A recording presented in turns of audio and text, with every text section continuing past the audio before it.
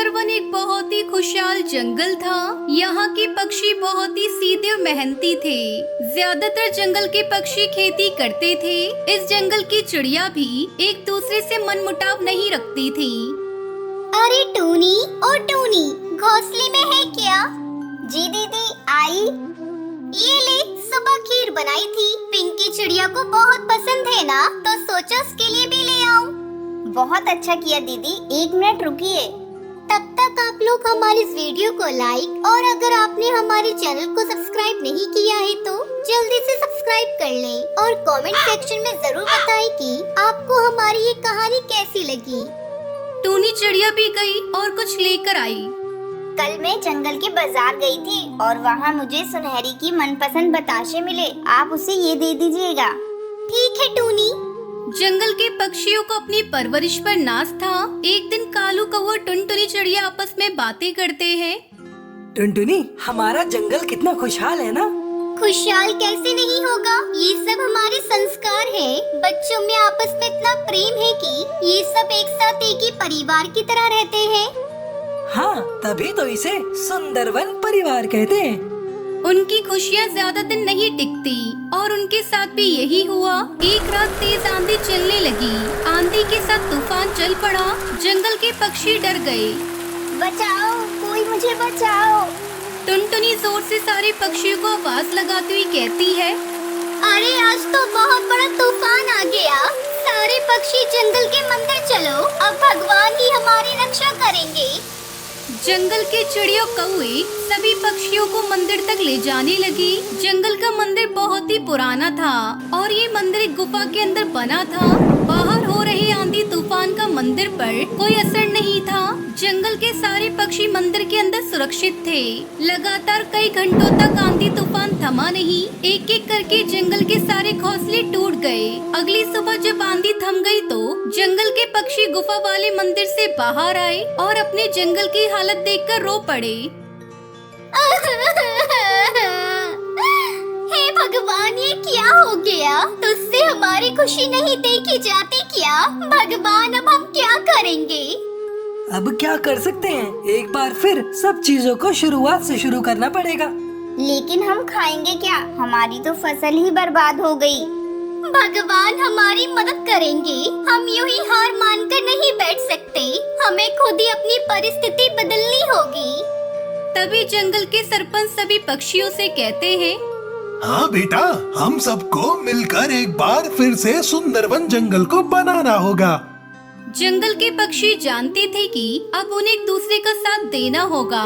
सभी पक्षी अलग अलग काम में बढ़ गए। कालू कौवे के साथ कुछ पक्षी खेतों में अच्छी फसल निकालने गए और टुनटुनी चिड़िया के साथ कुछ पक्षी घोंसले बनाने में लग जाते हैं। हम छत कैसे बनाएंगे? हमारे जमाने में तो बांस के घर बनाना सबसे आसान काम था। हमें भी वैसे ही बांस के घर बनाने चाहिए। हरी काका, यही सही रहेगा। और इस जंगल में बांस के पेड़ भी हैं, लेकिन हमें बांस कहाँ से मिलेंगे? मुझे पता है वो कहाँ है।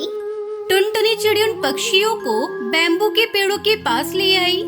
अरे वाह, इतने सारे बम्बू के पेड़! इससे तो हम पूरा जंगल बना सकते हैं। पर इतने सारे पेड़ काटकर जंगल बनाने में हम सबकी खटिया खड़ी हो जाएगी। अरे तो चिंता मत कर टूनी, हम सब एक दूसरे का साथ देंगे और देखना जल्दी ही जंगल बन जाएगा। फिर सभी पक्षियों ने मिलकर बैम्बू काटने का काम शुरू किया। बैम्बू मोटे मोटे थे जिन्हें काटने में सभी पक्षियों के पसीने छूट रहे थे। एक बम्बू काटने में इतनी मेहनत, बाप रे। चल अभी मैं काटती हूँ, तू थोड़ा आराम कर ले। ठीक है। वो बारी बारी बैम्बू काट रहे थे। कई घंटे बीत गए पर अब तक कुछ ही बैम्बू काट पाए थे। टुनटुनी चिड़िया सभी पक्षी बहुत उदास हो जाते हैं। हे भगवान, थोड़ी देर में अंधेरा होने वाला है। हमें कल सुबह से ही नए घोंसले बनाने हैं। हमारे बच्चे भी भूखे प्यासे बैठे हमारा इंतजार कर रहे हैं। हमारी मदद कर भगवान। हमारे बच्चों की खातिर हमें कोई रास्ता दिखा। टुनटुनी चिड़िया के रोने की आवाज सुनकर तभी एक बैम्बू में से रोशनी के साथ लाल परी निकलती है और टुनटुनी चिड़िया से कहती है, टुनटुनी रो मत, मैं तुम्हारी ये समस्या सुलझा सकती हूँ। तुम्हें जितनी बांस की लकड़ियाँ चाहिए वो हर दिन सुबह तुम्हारे जंगल के बाहर तुम्हें मिलेंगी, पर तुम्हें मुझे एक वचन देना होगा कि तुम इस जादुई बांस के पेड़ और इस जंगल के रहस्य के बारे में किसी को नहीं बताओगी।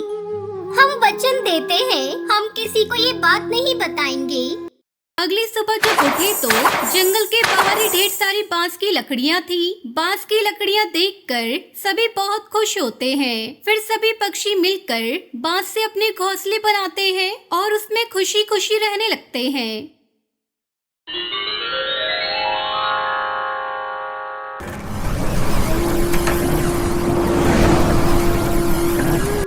हिमालय के जंगल में कड़कनाथ सेठ का राज था। उनके जंगल में टुनटुनी चिड़िया अपने 2 बच्चों के साथ रहती थी। उसकी बेटी का नाम सुनहरी था और बेटे का नाम गोलू था।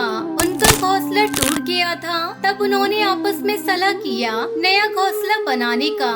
टुनटुनी अपने पति कालू कौवे से कहती है, सुनो जी, ये घास फूस से अक्सर हम अपना घोंसला बनाते हैं, लेकिन जल्दी टूट जाता है। अब अपने दोनों बच्चे भी बड़े हो रहे हैं, दोनों दिन भर घर में उछल कूद करते रहते हैं। मैं सोच रही हूँ जंगल से चिकनी मिट्टी लाकर उनसे एक सुंदर मजबूत घर बनाया जाए। बात तो तुम्हारी सही है भाग्यवान, लेकिन हमें अपने बच्चों को समझाना होगा कि वो बाहर ना जाएं, क्योंकि तुम्हें पता है यहाँ वो दुष्ट कड़कनाथ सेठ का राज चलता है। अगर हमारे बच्चों ने कोई भी गलती कर दी तो वो हमारे बच्चों को मार डालेगा। तब तक आप लोग हमारे इस वीडियो को लाइक और अगर आपने हमारे चैनल को सब्सक्राइब नहीं किया है तो जल्दी से सब्सक्राइब कर लें और कमेंट सेक्शन में जरूर बताएं कि आपको हमारी ये कहानी कैसी लगी। हाँ जी, मैं बच्चों को अच्छे से समझा दूंगी, वो कोई गलती नहीं करेंगे। चलो फिर आज से ही जंगल से चिकनी मिट्टी इकट्ठा करना शुरू कर देते हैं।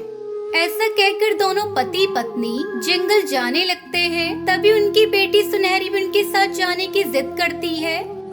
बापू, मैं भी चलूंगी आपके साथ, मुझे भी अपने साथ ले चलो। बेटा जिद नहीं करते तो कहाँ जाएगी, हमें जाने दे। तो घर पर रहकर गोलू की देखभाल करना और उसे छोड़कर कहीं इधर उधर मत जाना, हम दोनों अभी आते हैं। टुनटुनी चिड़िया कालू कौवा मिट्टी लेने के लिए जंगल चले जाते हैं और सुनहरी चिड़िया घर पर अपने भाई के साथ खेलने लगती है। धीरे धीरे शाम हो जाती है और गोलू जोर जोर से रोने लगता है। सुनहरी दीदी, मुझे भूख लगी है, खाने को दे दो ना, मेरे पेट में दर्द हो रहा है। क्या करूं, माँ भी नहीं आई अभी तक और गोलू को भूख लगी है। गोलू तू रोना बंद कर और यहाँ बैठ, मैं तेरे लिए फल तोड़कर लाती हूँ। सुनहरी चिड़िया बहुत छोटी थी, वो अपने माँ बाप की कई बातों को भूल जाती है और फल तोड़ने के लिए हिमालय के जंगल चली जाती है। अरे आसपास तो एक भी फल के पेड़ नहीं है, मुझे थोड़ी दूर जाना पड़ेगा। अचानक सुनहरी चिड़िया को एक सेब का पेड़ दिखाई देता है और वो उसमें से सेब तोड़ने लगती है। तभी कड़कनाथ सेठ देख लेता है और उस पर हमला कर देता है। सुनहरी चिड़िया वहीं गिरकर बेहोश हो जाती है। मेरे जंगल से फल तोड़ेगी और वो भी मेरी बिना इजाजत के। अभी तो केवल बेहोश किया है, आगे से ऐसा करेगी तो जान से मार डालूंगा। इतना कहकर कड़कनाथ सेठ वहाँ से चला जाता है। वहीं गोलू सुनहरी को ढूंढता हुआ उसी सेब के पेड़ के पास आ जाता है और कड़कनाथ सेठ की बातों को सुन लेता है और गोलू चिड़ा जल्दी से उड़कर टुनटुनी चिड़िया कालू कौवे के पास पहुँचता है। माँ, पिताजी, जल्दी चले, उस दुष्ट सेठ ने हमारी सुनहरी पर हमला कर दिया। वो सेब के पेड़ के पास खून से लिपटी बेहोश पड़ी है। इतना सुनते ही टुनटुनी उसका पति भागकर उस पेड़ के पास आते हैं। जल्दी करो जी, हम सुनहरी को पास वाली डॉक्टर बुलबुल के पास लेकर चलते हैं। दोनों पति पत्नी सुनहरी को डॉक्टर बुलबुल के पास लेकर जाते हैं। इसकी हालत तो बहुत गंभीर है। आप सबको पता है ना, जंगल में बच्चों के लिए कितना खतरा होता है, फिर भी आप लोग अपने बच्चों को अकेला छोड़ देते हो। डॉक्टर बुलबुल, मेरी सुनहरी को बचा लीजिए, मैं आपके आगे हाथ जोड़ती हूँ। हम आगे से कभी अपने बच्चों को अकेला नहीं छोड़ेंगे। डॉक्टर बुलबुल के इलाज के बाद सुनहरी आंखें खोल लेती है। हे भगवान, तेरा लाख लाख धन्यवाद कि आपने मेरी सुनहरी को बचा लिया। अगले दिन टुनटुनी चिड़िया कालू कौआ उस चिकनी मिट्टी से एक सुंदर और मजबूत घर बनाते हैं। देखो टुनटुनी, अपना मिट्टी का मजबूत घर तैयार हो गया। हाँ, देख रही हूँ। अब हमारे बच्चों का कोई बाल भी बांका नहीं कर सकता। और ऐसे ही कई दिन गुजर जाते हैं। एक दिन जंगल में तेज बारिश और तूफान आता है। इस तूफान में जंगल की सेठ कड़कनाथ की हवेली टूट जाती है और जंगल के सभी पक्षी उस तेज तूफान में अपनी जान और मकान खो देते हैं, सिवाय टुनटुनी चिड़िया के। सेठ जी, इस तेज तूफान में सभी पक्षी बेघर हो गए, सिवाय टुनटुनी चिड़िया के। उसका घर क्यों नहीं टूटा? सेठ जी, टुनटुनी और कालू ने चिकनी मिट्टी से अपना घर बनाया था। अच्छा, तो ये बात है। चलो अभी उसके घर। सेठ कड़कनाथ अपने आदमियों के साथ टुनटुनी के घर पर कब्जा करने के इरादे से निकल पड़ता है, लेकिन वो ये भूल गया था कि जंगल में तूफान अभी थमा नहीं है। सेठ जैसे ही टुनटुनी की मिट्टी के घर के पास पहुंचता है, तभी तेज तूफान वहां आता है और सेठ और उसके आदमियों को अपने साथ उड़ा ले जाता है। टुनटुनी और कालू ये सब अपनी आंखों से देख रहे थे। हे भगवान, तेरा लाख लाख शुक्र है, आज तूने हमें बचा लिया, वरना मैं कहाँ अपने बच्चों को इस तेज तूफान में लेकर कहाँ कहाँ भटकती। और इस तरह जंगल के सभी पक्षी उस दुष्ट सेठ कड़कनाथ से आजाद हो जाते हैं और फिर दोनों पति पत्नी अपने बच्चों के साथ उस मिट्टी के घर में खुशी खुशी रहने लगते हैं।